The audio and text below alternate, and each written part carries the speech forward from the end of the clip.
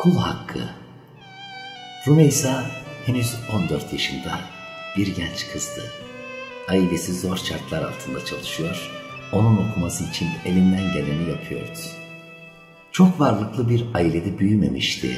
Etrafındaki genç kızları görüp onlara imreniyor ve onlardan ne eksiği olduğunu düşünüp duruyordu. Çocukluğu çok başarılı geçen ve ailesine saygıda asla kusur etmeyen genç kız gün geçtikçe değişiyor ve hırçın bir hal almaya başlıyordu. Oysa Rümeysa derslerindeki başarı sayesinde burslu olarak özel bir lisede okumaya hak kazanmıştı. Ne olduysa bu liseye başladıktan kısa bir süre sonra oldu.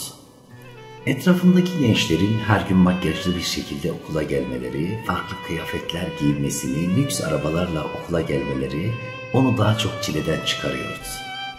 Rümeysa'nın bu durumundan şikayetçi olan öğretmenleri ailesiyle görüşmek istese de Rümeysa bu durumu ailesine hiç söylemiyordu. Zira annesi zengin bir ailenin evinde temizlik işlerine gidiyor, babası ise şoförlük yapıyordu.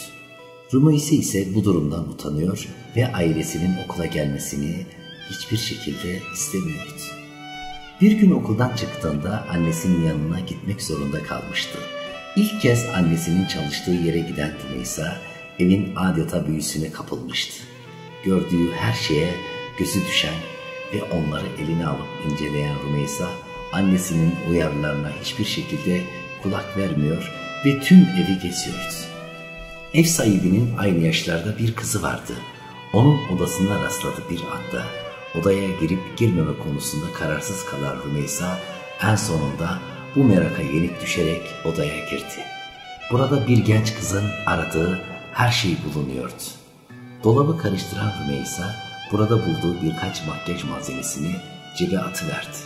Kendine uygun birkaç kıyafeti de gözüne kestiren Rümeysa çantasını odaya getirerek onları da çantasına koydu ve hiçbir şey yokmuş gibi annesinin yanına gitti.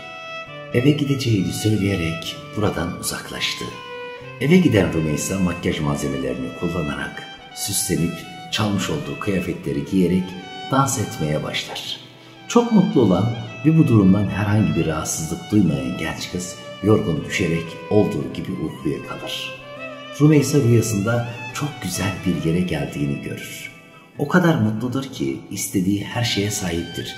Fakat karşısına bir genç çıkar ve elindeki her şeyi alacağını söyler. Üstelik ailesi ise ona sırtını döner ve çeker gider. Mutluluğunu hiçbir şeyin bozmayacağını düşünen genç kız her istediği yanında olduğu halde mutsuzluk içinde kıvranır.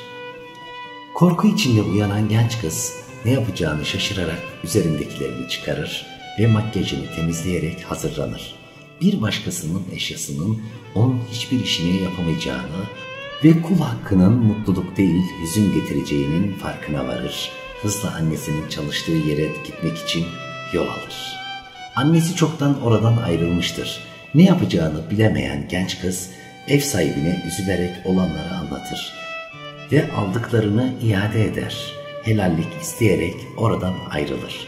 Pişmanlıktan kıvranan genç kız bir ömür bu olayı hatırlar ve bir daha hiçbir insanın eşyasına el uzatmaz. Ben Ömer Hançeri. İbretlik, anlamlı, çok değerli bir hikaye. Rabbim inşallah hepimizi kul hakkından uzak eylesin. En büyük günahtır kul hakkı.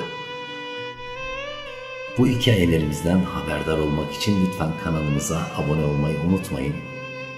Ders niteliği taşıyan bu hikayelerimizi sizler de kendi dostlarınızla paylaşırsanız onur duyarım, mutlu olurum. Her şey gönlünüzce olsun. Rabbime emanetsiniz. Saygı, sevgi ve özlemle.